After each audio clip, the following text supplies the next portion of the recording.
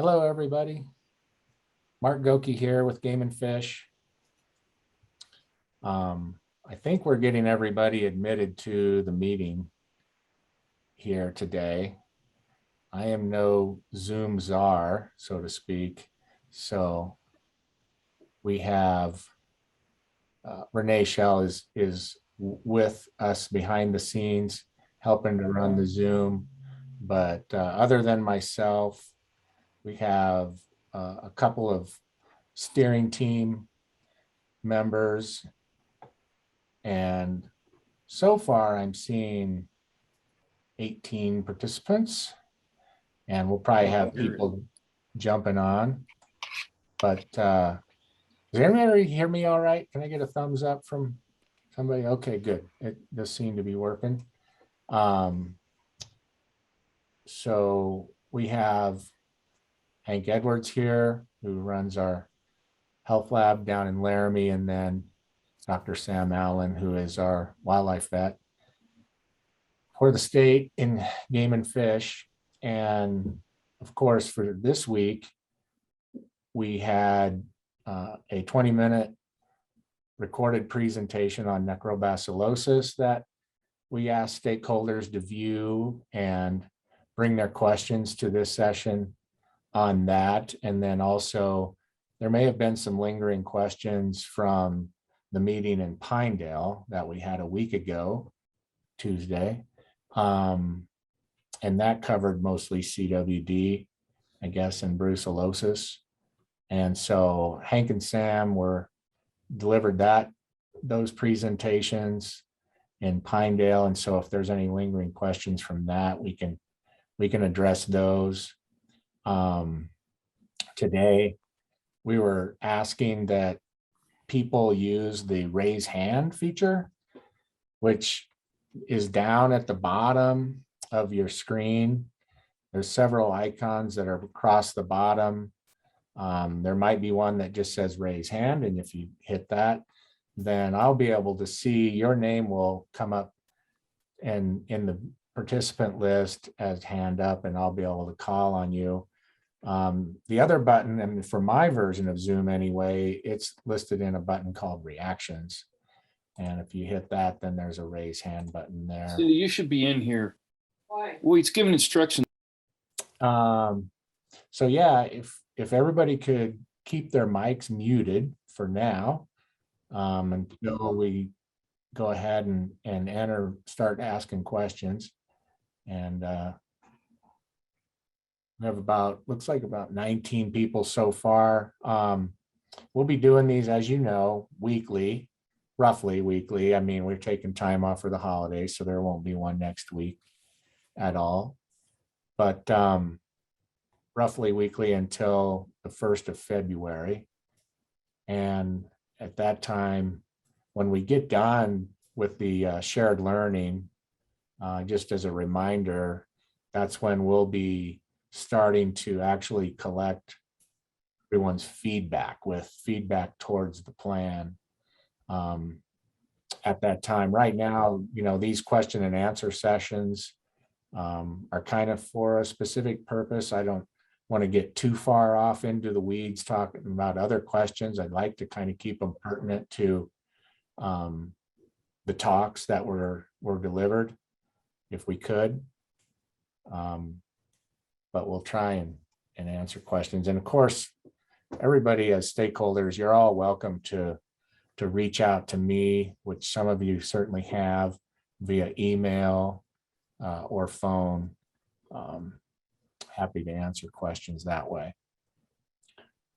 I think we'll go ahead and get started then. I'll turn it over to Hank and Sam and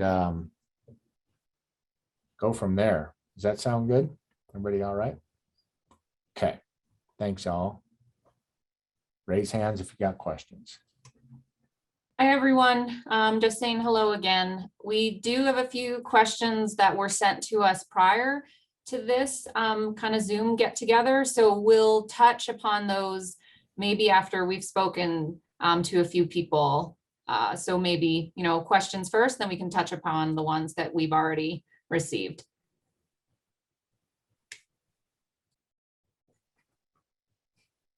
Okay. Kent, do you want to go ahead and? Yeah, good afternoon. Thanks for taking my question. I had two questions on the video put out by Dr. Malberg. One was she talked about the common conditions for the disease. One was wet surface, sharp, jagged snow, rough forage, and one was called rich diet. I wanted to understand what rich diet is, because I don't think alfalfa is a rich diet. That was more about roughage, but what is a rich diet? Go ahead, Sam. I think in the case that Dr. Malmberg was talking, when she was talking a rich diet, I think she's talking about a diet that's going to impact the pH in the rumen. I'd have to review her talk again to make sure, but I think what she was getting at with the alfalfa versus grass is that the alfalfa is more likely to kind of alter that pH in the rumen, which is going to set stuff up for further infections. Does that help at all, Kent? Well, that was my assumption, but she mentioned alfalfa as a no-no only because of the sharp or the stiffness of the product. But rich diet to me seemed something different. But I'm like you, I assume she was talking about that. Then my second question, or second, I guess, clarification is, she mentioned the disease can resolve after animals leave the feed ground. But that's usually just in adults. So I want to make sure, in other words, if this animal has the disease, that after a certain amount of time of being out of the feed ground, it can go away. Does that mean it's gone forever? Does it just flare up on occasion? Yeah, so I think in that case, what she was referring to is, so if you think about it, the bacteria really lives in the environment, right, in that feces. So if you have a localized infection, like say a stomatitis, so kind of that mouth infection, or hooves, right, or kind of like feet, so the foot rot, if it's not severe and they can pull themselves out of that situation, so they're now off of a situation where you have fecal contamination, right, into these wounds, an adult that's in good body condition and good health should be able to deal with these localized infections, right? So it's something that, you know, if they're doing okay, it's very localized, it hasn't spread, they should be able to kind of get past that. And I think that's what she was referring to in that case. As far as knowing like how many recover or don't, I don't have any information on that. But I think in an adult healthy elk, if they had a localized infection and they removed themselves from an environment where it was heavily contaminated, they might, you know what I mean, be able to recover. But it's a totally different story for animals that have a systemic infection, you know, if they're in poor condition, or, you know, younger animals, right, that just don't have the ability to combat these infections. That answers my question. Thank you. Thank you.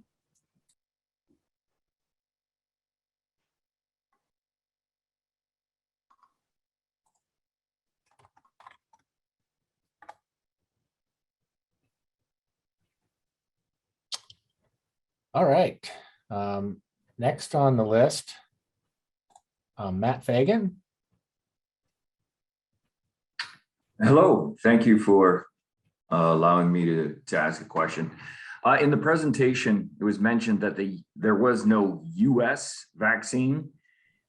Is there some type of other country or another situation, not only for this disease, but for any of the other ones that the US isn't using, or something of that sort? And I do have another follow-up question about mortality rates. So Hank, I'll probably ask you to talk about brucellosis and the vaccine that's available for cattle. As far as necrobacillosis, that is something, Matt, that I'd have to look into outside of the US and Canada. I'm not aware of one, but you know, that it doesn't mean there isn't one. It's just that there's not one that we know of that works on elk. So that is definitely something I can follow up with some of my colleagues that are outside of the United States and see. The big thing with vaccines is, on top of it, is there one available? It's always a thought, is it useful? You know what I mean? Is it something that's going to do the job? And some vaccines are better than others. So that's the other question that I would probably ask some of my colleagues outside of the US. So I can get back to you on that one. And then as far as CWD, you know, we spoke about that at the first kind of get together. There isn't one, right? There's no vaccine right now. And then Hank, for brucellosis, I'm going to throw it to you because you've done a lot of work with vaccines and brucellosis. Yeah, so for brucellosis, RB51 is the only vaccine that's really approved in the United States.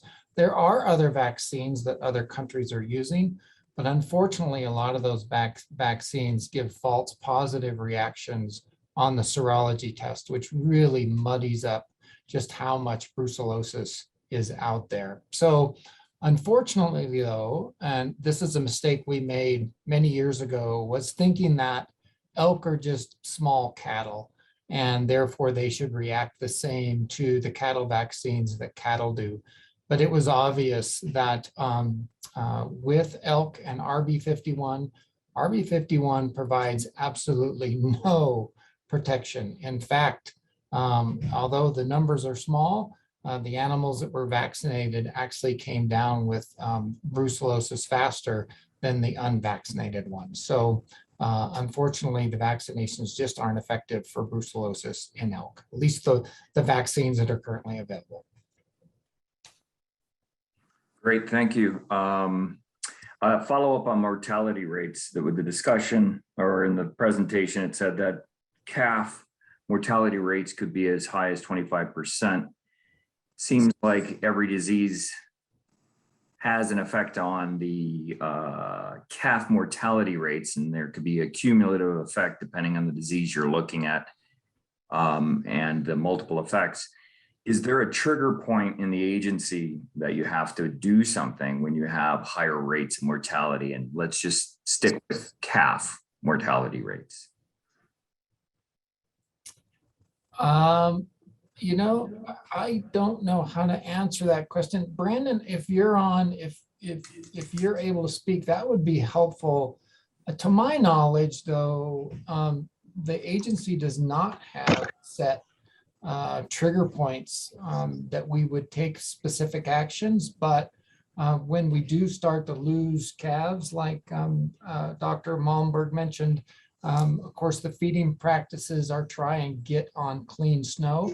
And in some cases where we can get out of, feeding where there's water and things like that that can exacerbate the disease. Brandon, do you have anything to add to that? You kind of hit it. As soon as we start seeing some elk, usually calves, kind of display, they're lethargic, they lay on the ground, they don't move. Our feeders report it to us. We head out there and we usually try to euthanize them and get samples and get them down to Hank so he can give us what you run PCR for Fuso, Hank. Yep. And if that is the case, it comes back PCR positive for Fuso, then we do everything we can to try to spread those elk out. I remember an instance like a few years ago, we had a few calves that we euthanized. We basically moved the entire feed ground to an area of clean snow to try to reduce those impacts. We've also since quit trying to stock some of our feed grounds where we have this issue with alfalfa, and instead put grass hay at these feed grounds where we have some of these feed grounds where we have these issues year in, year out, to try to reduce that coarse feed, high protein, high energy feed. So just some examples of what we've done in the past. Thank you, Brandon. Thank you. And you reminded me of a third question I had from the last one. We were talking about concentration in feces of multiple diseases and how it becomes a hot zone, and that there is a couple of private landowners that you're using for feed grounds. What's the liability implications of a hot zone that can contaminate an area for longer timeframes? You have the feed, you have the disease there, becomes a hot zone. To me, it just triggered a thought about radiation in a hot zone and saying, oh, well, this is going to be contaminated for multiple years. And then what are the legal ramifications, because it is private land, not public land? Any thoughts on that, or save it for another discussion down the road? That's a great thought. I don't have an answer to that. I think Sam or Brandon, if you want to chime in here, but I think that's an interesting consideration, particularly when you're talking about chronic wasting disease. necrobacillosis is going to be around regardless whether it's wildlife or even domestic stock. So yeah, that's a good question. Good thought. Yeah, I agree. I mean, when you think of feces, you think of parasite contamination too, right? There's a lot there. But as far as kind of the legal side goes, that is definitely outside of my wheelhouse. So I wonder if there would be someone better on the group that could answer to that more than me, who has zero legal background. So Yeah, I don't. I'm Brandon, not gonna, I won't touch on the legality of the issue, but I do know that on some of our private lands, I've been told by the landowners or the ranch managers that they actually like the elk there because they fertilize the hay pastures. And when they do drag the area around the feed ground, they increase their hay production. For whatever that's worth, I'm not touching on the legal side of it. that's interesting. You know, if I could follow up on that, that would be great, because once you do have a hot spot and a contagion, that a prion that's being absorbed by the grass, that is no longer in the future probably something you can sell cross-border or cross-contaminated area. So interesting thought. That it is, Matt, that it is. Thanks for the question. I think we'll all ponder that one a bit. Owen has his hand up. Should we move on to Owen's question? Okay, I guess I'm unmuted. A couple of questions here. I guess the first one would be, of course, we know that Washington State and Oregon and the northwestern areas have been dealing with foot rot and lameness in elk for quite a few years. And boy, they've done many things and researched it pretty thoroughly. Are you guys kind of in contact and coordinate with them and kind of share thoughts, I guess? So I'll start and take a stab here, Owen, and then Hank, you can kind of follow up again with some of the history. The stuff out in Washington is actually treponemes, so it's a little different than the foot rot or necrobacillosis that we're chatting about here. I know in the past we have submitted samples for the treponeme program. We sent a lot of folks down there to know, it wasn't really identified. Whenever we do get a case though, we do kind of coordinate with them. We had a case recently where we did coordinate with Washington and Dr. Margaret Wild. And we're just kind of figuring out what the best steps would be there. But again, so far, Wyoming hasn't had a positive for those treponemes. Hank, did you have anything to add there? Oh, that's exactly right. So yeah, Owen, we're constantly looking for that, not just in the northwestern part of the state, but across the state. And we've submitted hooves from not only elk, but pronghorn and even a few deer. So yep, we're keeping an eye on it. Yeah, the treponemes and necro species are both pretty well related. So I think there could be some crossover there. The other question, or another question I have for Hank is, what are you using to test for CWD? Are you using the ELISA test now? We are currently using the ELISA test, and then we're backing up some of our odd positives, if you will. We're still utilize IHC. So we use 2 different ELISAs in my lab, and then we still rely on the state vet lab for IHC testing. Do they have the reagents? Because I understand there's a national shortage of reagents for IHC. Right. So far, to my knowledge, they still have enough reagents to at least accomplish the testing that we're requesting. I know Texas A&M Diagnostic Lab is completely out, and NVXL apparently has some, but not much. Correct. Yeah. And Well, yeah, as using it on your level, it's appropriate. I know USDA doesn't recognize a ELISA test yet for farmed. farm cervid. That is Yes, correct. yeah, yeah. That is correct. And talking about contaminated feed grounds, when farm cervid, when those farms are found to be infected, they have to depopulate, and a lot of times they have to clean up soil, have to haul it out somewhere and stay depopulated for a good many years. So that CWD does live a long time in the soil, and the Fusobacterium is ubiquitous. It's about everywhere. So that and brucellosis, we know, does have a somewhat of a lifespan in the soil, in organic material, but it just doesn't stay there for years and years. So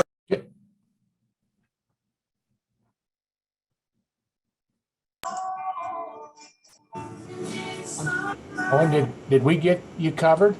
yeah, no, I was just going to comment. I've had so much experience both with livestock and all these diseases and with wildlife. I just could go on and on, but I'm going to try to not act like I know it all here. So, Okay, thanks. All right. Thanks, Owen.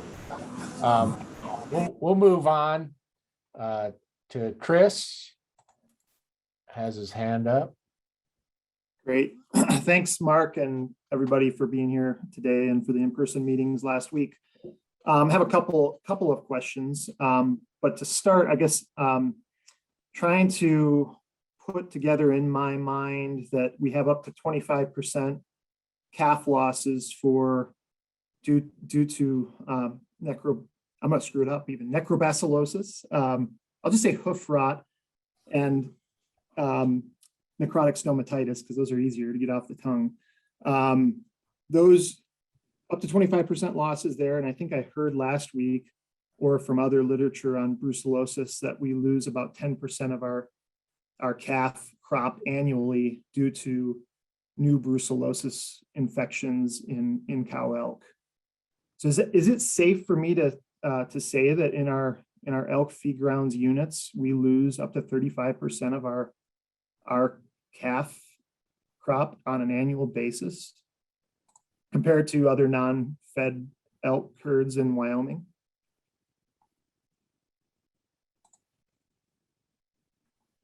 You know, I really hate to be a weasel, but I'm going to kick that totally to Brandon, who has more maybe on the ground experience.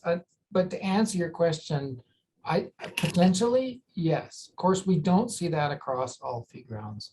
And only in certain years do we see a high loss, of course, of our calves to necrobacillosis. And actually, Chris, you said it just right. So yeah, don't worry about that. Brandon, do you have anything to add?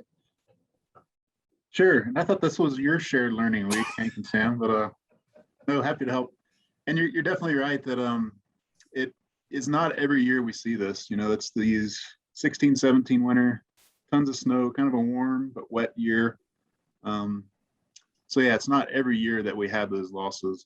And Ben, if you're on there, you can correct me for the Jackson stuff, but it's fairly infrequent. You know, just thinking back at Soda Lake, how often we have it. It's probably once every 10 years when we start to get a considerable die off. We'll have a few animals every year, but it's once in every 10, 8 years that we have, large numbers of calves dying from necrobacillosis. Does that help, Chris?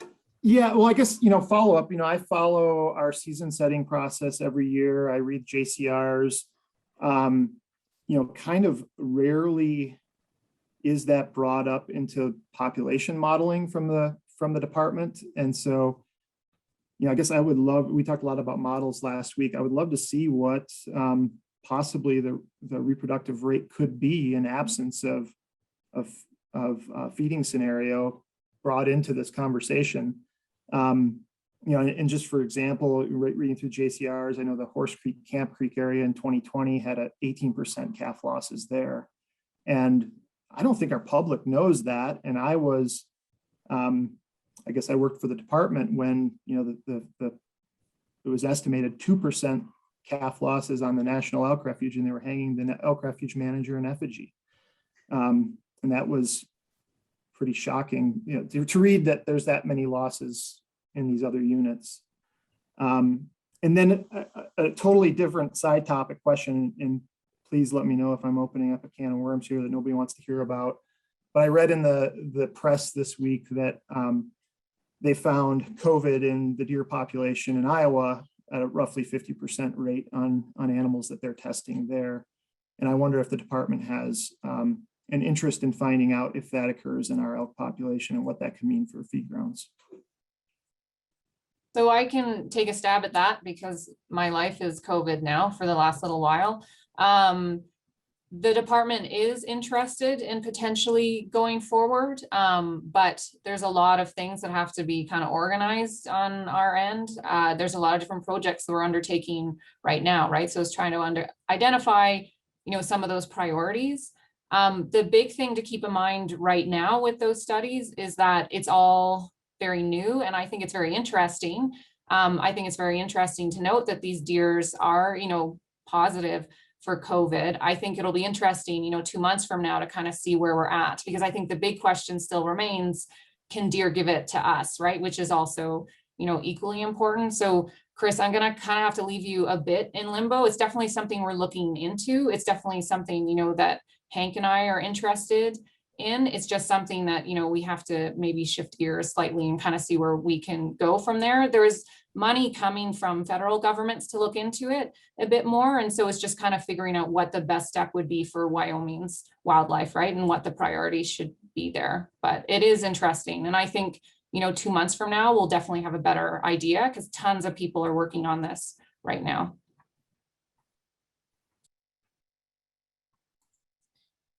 Great, thank you. It seems like an opportunity when you have, already your kind of robust sampling that you're doing, pulling blood, to take multiple samples there. So, thank you.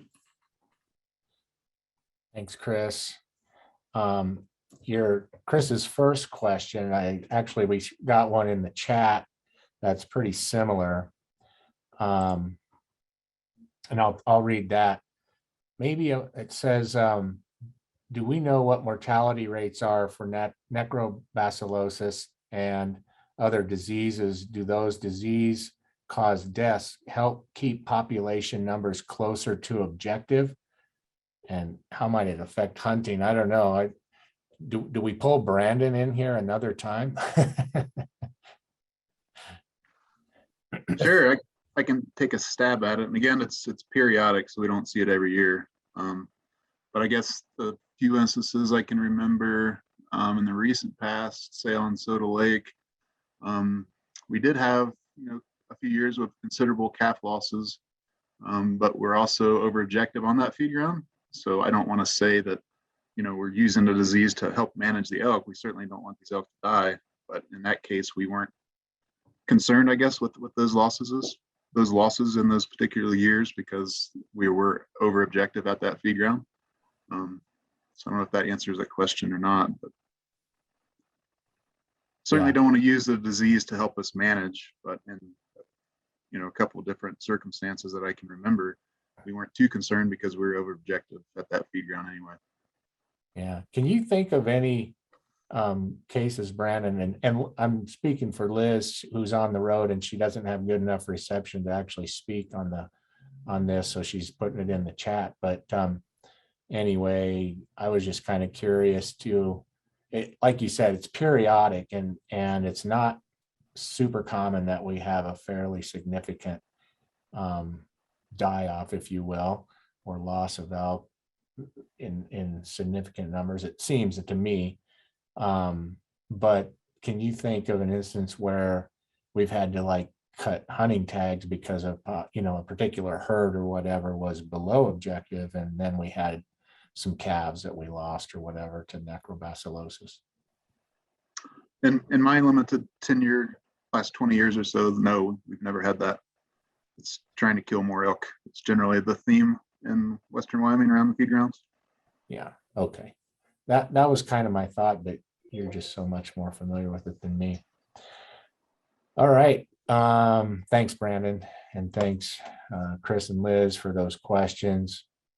I'm scrolling through the chat here because I don't see anybody with their hand raised at the moment, but Matt Fagan had a follow-up to, will the future have wetter winters to cause rot? I guess thoughts on that one? Well, I think that the future can provide a lot of different things with climate change. So I would say it would probably depend on what part of Wyoming. I mean, if we're talking about the West, and Hank, you know, Wyoming weather is better than I do. I think what we're going to start to see is probably more severe drought and then potentially severe wet. And will that kind of infect the feed grounds? I am not certain, but it's affecting a lot of other things. So I would say very cautiously that it probably would. You know what I mean? Like, we're going to have some change in what we would typically expect going forward. So I don't know if that helps you at all, and it's very hypothetical, but that would be my thought. Hank, any, you know?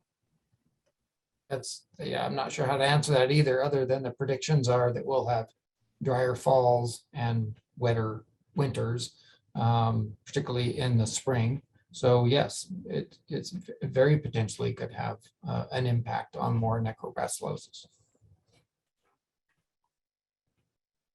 Thoughts there?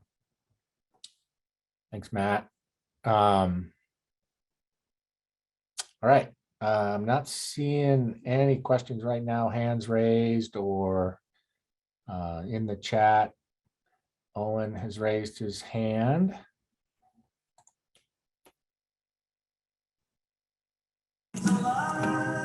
Yeah, to address that winter situation and all, I think we also got to look at one of the big factors is stress to these younger animals. And you generally just can't look at an animal and see how stressed they are. But of course, if you see that they're thin or weak or whatever, but I think stress comes in many forms. So it may not be weather, it may be something else.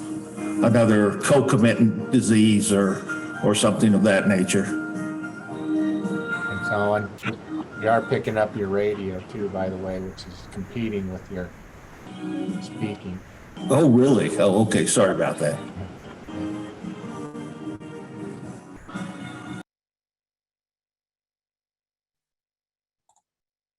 Okay, Matt Fagan. Sure. I think the follow-up I'm asking is Chris alluded to modeling, and we're discussing multiple different areas. And there's some pretty straightforward situations in my mind, like feeding, spreading out feeding, hoof rot, concentrating animals, and so on. And the fact that maybe taking some proactive alternate spots, looking for raising levels and, things of that sort. I didn't know if that was being considered or how that works in your system as far as, hey, it's wet on this side. I know there's some obvious things you're doing, but, with some modeling, wetter and drier, so on and so forth, if this is being considered or not, it hasn't been in any of the literature I've been reading that's been provided. And there's some outside sources I've been looking at, but that's kind of where I was driving at.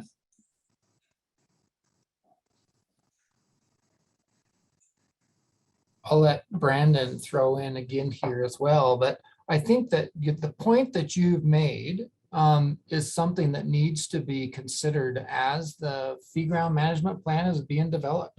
All those points are going to be important. So whether it's, elevating feed grounds or providing drainage, whatever that may be, I think these are all really good points to include in the plan. I'd agree, Hank. And yeah, it's definitely something to address and realizing in future winters, we could see more of this potentially. if management kind of continues along this trend. So definitely something to consider in the future. Thanks, guys. Thanks, Matt. Another question came in on the chat. If a calf survives after having contracted necrobacillosis, what does it do to its reproductive cycle? Do we know anything about that? I'll take a stab at this one. So if a calf gets necrobacillosis and it's kind of a localized infection, it wouldn't really do much, right? Because it's something that's kind of in one part of the body. It's a little bit walled off, and then the body deals with it and it goes away. The big thing to think about is that the bacterium is, opportunistic, and it lives in the feces. So it kind of lives in these animals' guts normally. And it's only when we get that kind of damage done to an area where it can invade and kind of do its very bad things that it does. So as far as kind of affecting the animal itself, when we're talking about individual animals, reproduction ability, if it had a very severe systemic infection and it somehow made it through, maybe it will mess up with some of its development, but it's not really one of these pathogens that we worry about so much impacting reproduction. It's more one of these pathogens we worry about causing very localized infection, either the mouth or, rumen, feet, or they die pretty much because the bacteria gets everywhere. So that's kind of the thoughts there. Did that help at all, though? Did I explain that okay? Sounded good to me.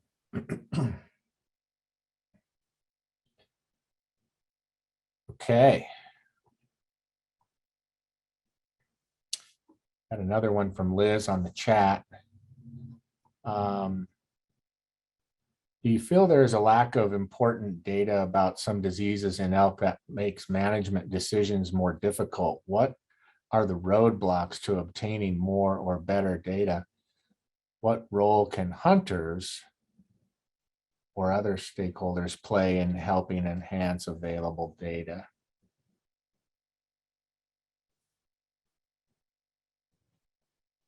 It's a good question. I'm not sure I'm quite fit to answer that, but we certainly do rely on hunters for lots. In fact, almost all of our disease surveillance and data for research.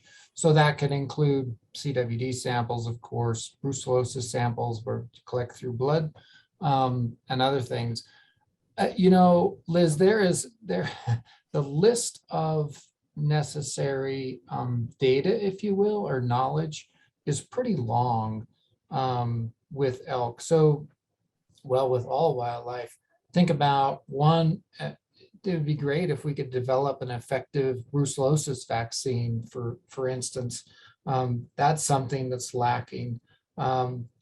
Understanding the transmission of brucellosis, the transmission of CWD would be very important, and how Feedgrounds are going to really influence how those different transmission modes may change.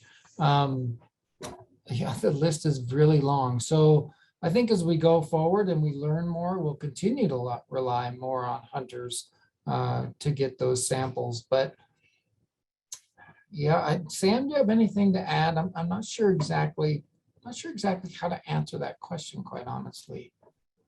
I don't know if I'll do a better job. What I want to reiterate on what Hank said is that this is definitely something, that'll keep me up at night. Less people are out hunting, which means less people are contributing to a lot of the surveillance programs that we're doing. And we do rely heavily on, outdoorsmen and hunters and et cetera, right, to provide us with some of that information.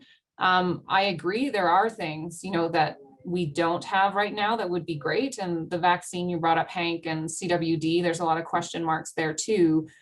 The big thing about it, though, is really kind of setting up studies in a way where everyone can be helpful. And those kind of studies take time, right? And that takes a lot of education and a lot of work. So I think, again, this is one of these things where, if you have an idea that we should be doing on the Feedgrounds, or you bring up something, this potentially can target or go into an area where we can develop some of these programs and put all that work into it, because projects are only as good as the time you put in upfront, right? Like it's really fun collecting samples, especially in our captures when we do all that good stuff, but all that boring stuff in the front part is really the most important part, and getting people to understand and be on board. So I think that going forward, we'll continue having, to require and ask for help from people out in the field. But I think coming up with those projects and really working through them first is the key thing here.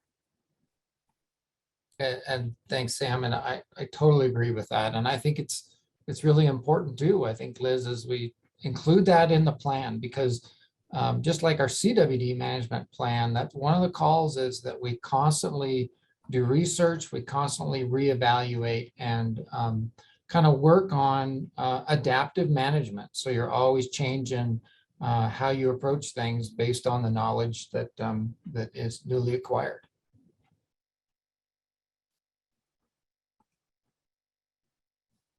Thanks, you guys. Good questions. Good discussion. Looking. See if we have anything. If I've missed something in the chat, there ends up being a lot of posts in the chat, and I may have missed something. So feel free to either post it again or raise hand or whatever. Mark, do you want Hank and I to go through the questions that Ron Dean provided? And then as you're kind of looking. Let's do that. Thanks, Sam. I totally forgot about those that were brought up by Ron on email earlier in the week. Thanks, if you would. Hank, do you want to take one and I'll take two and we can go from there? So just so everybody's aware, Ron was kind enough to put together 4 or 5 questions. He sent us those earlier in the week. And then Sam and I have had a chance to put together some answers. So we'll simply read the question and then, of course, our response to it. The first question was, does snow provide a barrier for those prions that exist in the soil or on low growth forms of vegetation? Our answer is, of course, I think snow of sufficient depth would provide a physical barrier to existing prions in the soil or low growth forms of vegetation. Sufficient depth would eliminate or would prevent animals from digging to access the grass or the soil or the plants. I guess that 18 to 24 inches, but I don't know. I don't know what sufficient depth would be, and I'm sure it would depend on how dense the snow is and just how easy it is for the animals to get through it. But the short answer is yes, snow would provide a physical barrier to those prions. So question number 2 was, do prions reproduce outside a host animal? And then, for example, would those in the soil have the capability to reproduce? And I was trying to come up with a good, version of what this would be. And all I could think of is maybe a fridge magnet. They're really not useful if they're kind of sitting in the soil. They don't really do anything at all. They just kind of sit there.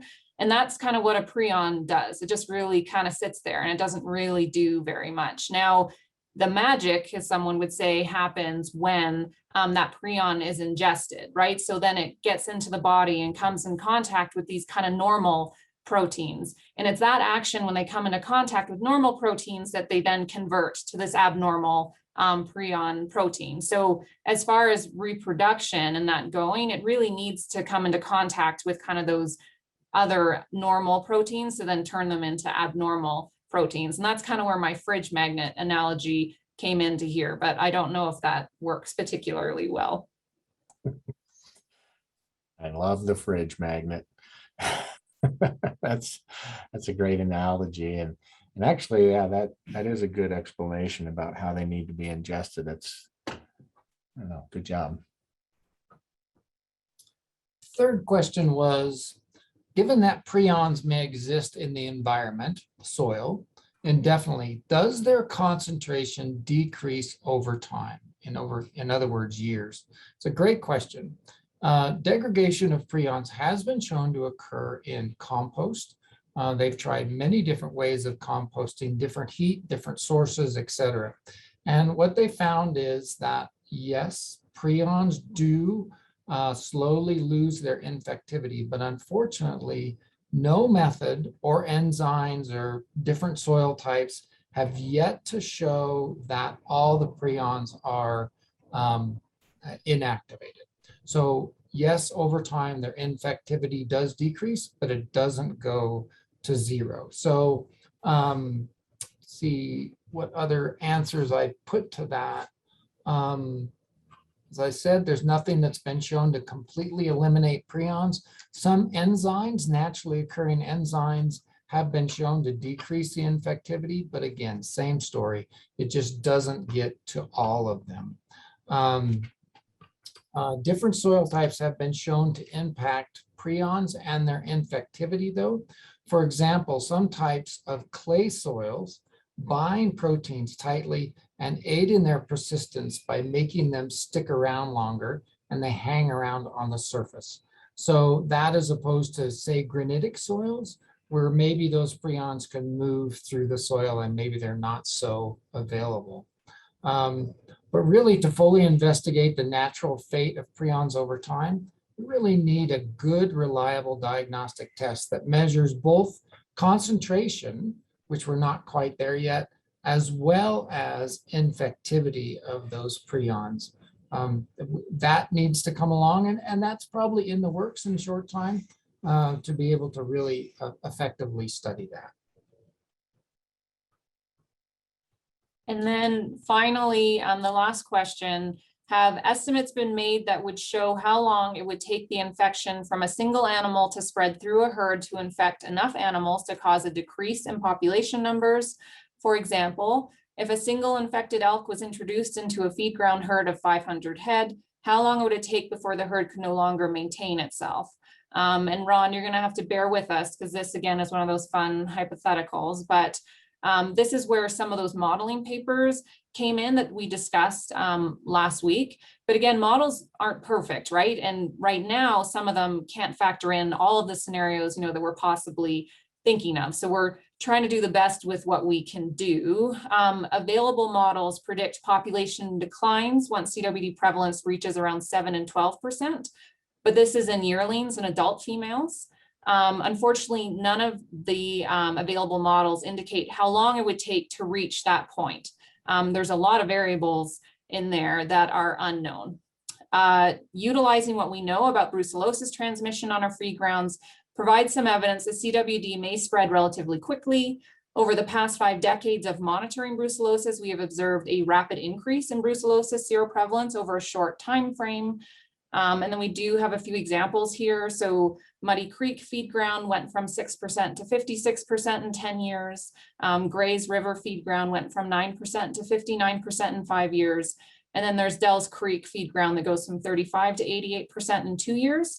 There's obvious differences when it comes to transmission between CWD and brucellosis, in a time frame, shorter time frame for brucellosis. The big difference here is CWD can happen throughout the feeding season. Brucellosis has no long-term environmental contamination transmission, and animals recover and not transmitting the disease when they were returned to the feed ground the following year, unlike CWD. And then we also included a bit of an idea. There is a paper that looked at farms, and there was an elk farm setting.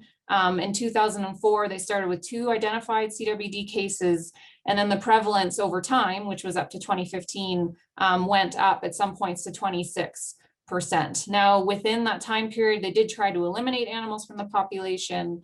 Animals died from CWD, but that population went from about 500 to 150. And while this isn't perfect as a comparison, it just shows you how hard it is to eliminate CWD, even from a closed population where, they can manage everything very tightly. So they were still struggling with trying to manage CWD, many years after the fact. So Ron, hopefully, this answered your questions. Let us know, if we did miss anything though. Thanks, you guys. Those are great answers. Had another question come in on the chat from Casey. Can doing prescribed burns on prion affected ground eliminate or disable the prion?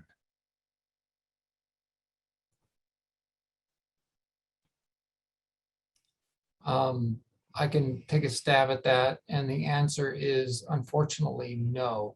The temperatures that it takes to eliminate prions is close to 12 to 1500 degrees C.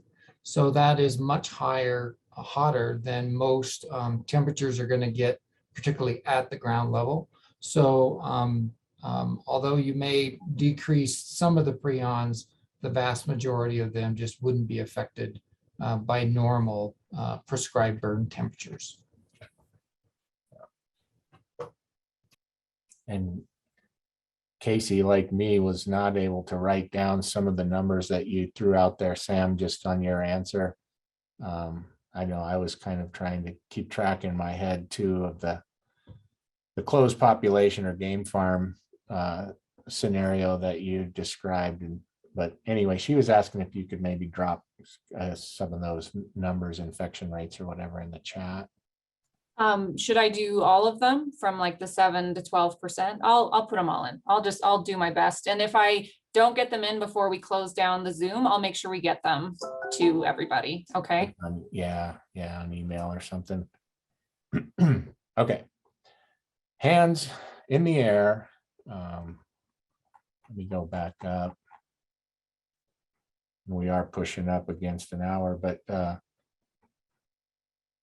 Chris has a question.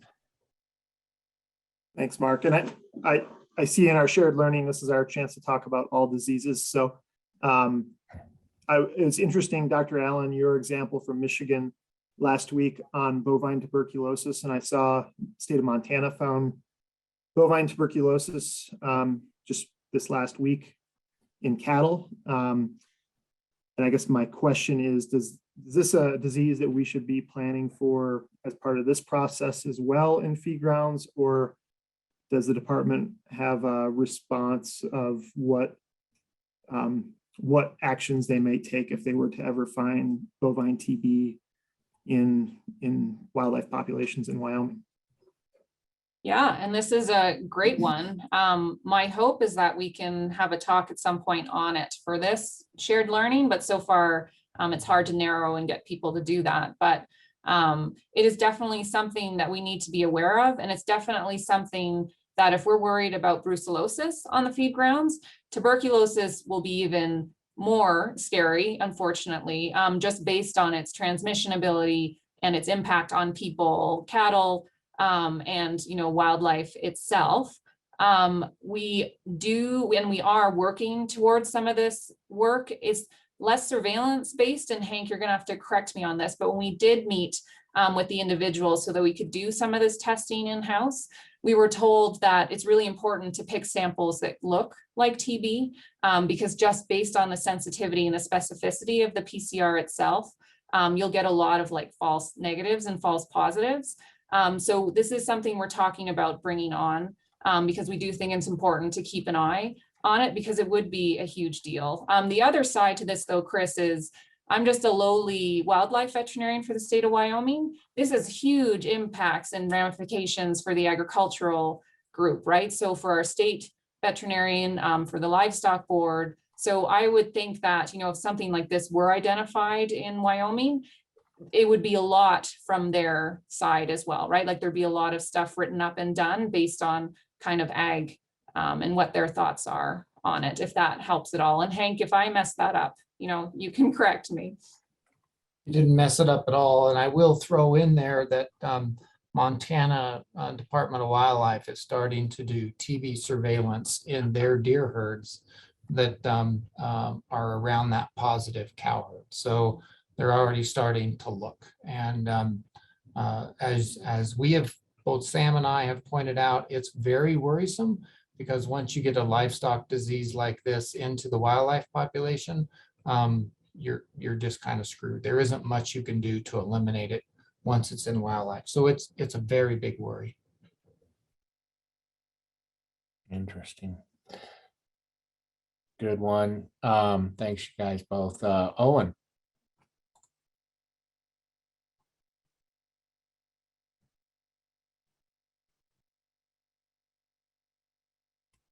Use myself.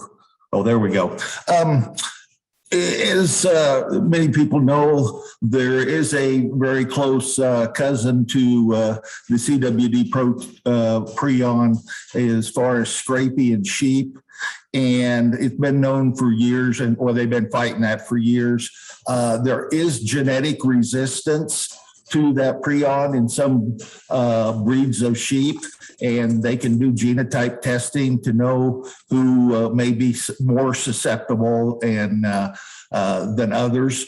And I believe if Hank or Sam would comment, there's also been some genotype work in elk to show either resistance to or so it might just prolong it before they die from it or shed. So I'll just turn it over to you guys. So I can take the first stab at this with elk. There are different genotypes, and based on certain genotypes, and this goes not only for elk, mule deer, white-tailed deer, they're seeing that in different kind of cervid species. The thought is in some of these genotypes that the animals can kind of resist the infection for a little bit longer. Now, I use the term resist kind of lightly. There's no evidence that even based on genotype that an animal cannot get CWD, and there's no evidence based on genotype that an animal will not then die or succumb to CWD. So, regardless of what genotype these animals have, it may prolong, right, how long they take to show clinical signs. That may prolong how long it takes for them to die of CWD from, natural CWD causes, but nothing really lives from it. The other thing I want to point out here is, we tend to think, great, at least we have an animal that might live longer, than 2 to 3 years of age. Maybe they'll live to 6 years, and that's great. But the thought there is, how much are they shedding in that time period? So are they shedding more? Are they shedding less?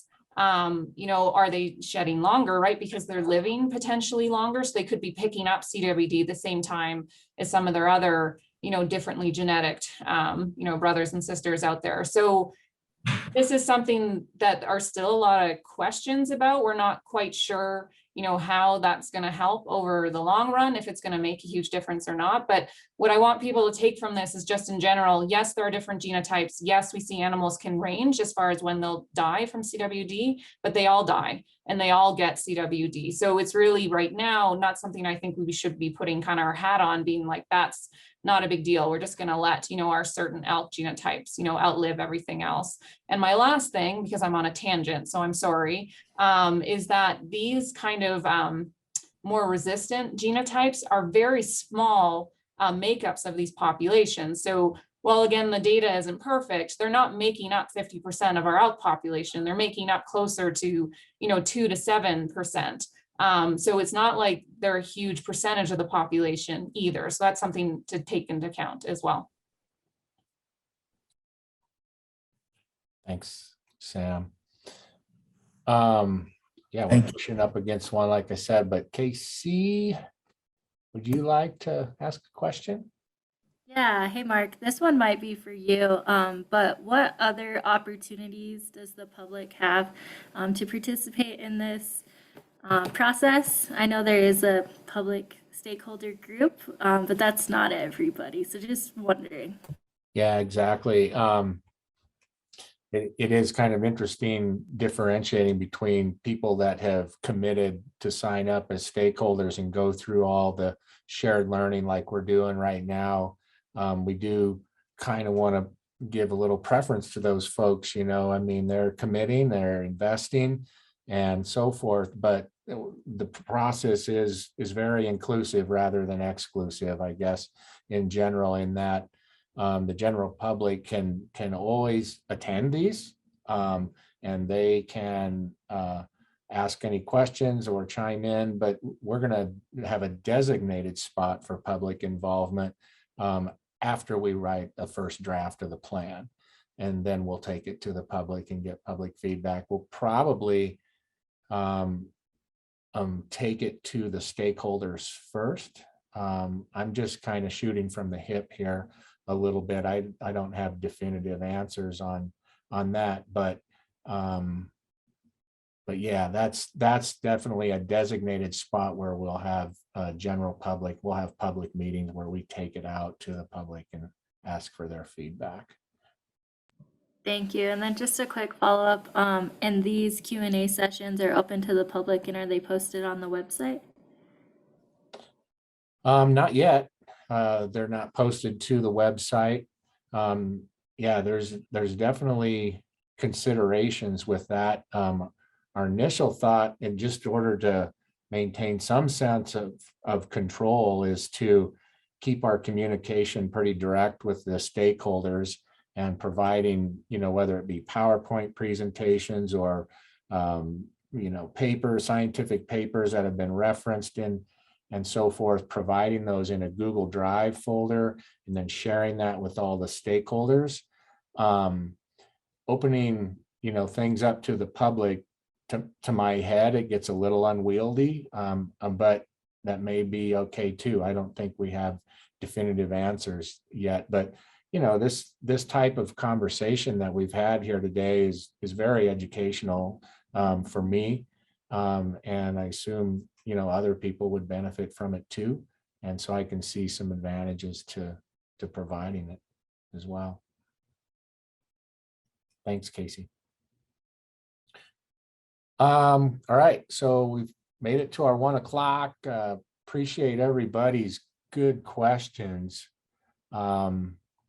Is there anything lingering right now that we could take up real quick? I know these discussions are very educational, and one question spawns another question, which spawns another a lot of times, and so they can go on and on. But I want to respect everybody's time as well. We had set up 12 to 1 for it. So anyway, thanks for the great questions. It will be recorded. It will be provided definitely to all the stakeholders. And then, like I said before, we're also working to provide the PowerPoint presentations that have been delivered by Hank and Sam last week, and then also some of the scientific papers that have been referenced. I know a couple stakeholders have asked for that. So anyway, yeah, we'll be sharing. One quick question from Matt. Please get the Google Drive up and load it with the background reading materials. Yep, we will do that. It's in the works. We're kind of trying to honestly pick up. There's a few people that have had to step out on the steering team for personal reasons, and some, another one's overseas, Tara Kuipers. That's why she wasn't at the meeting in person in Pinedale. So we've had a little bit of a hiccup, but we're definitely working on that, Matt, and all the other stakeholders to provide that information. It's coming. So thanks everybody for participating. It's been a great session, and we'll provide the recording too for those that weren't able to make it. So appreciate y'all showing up.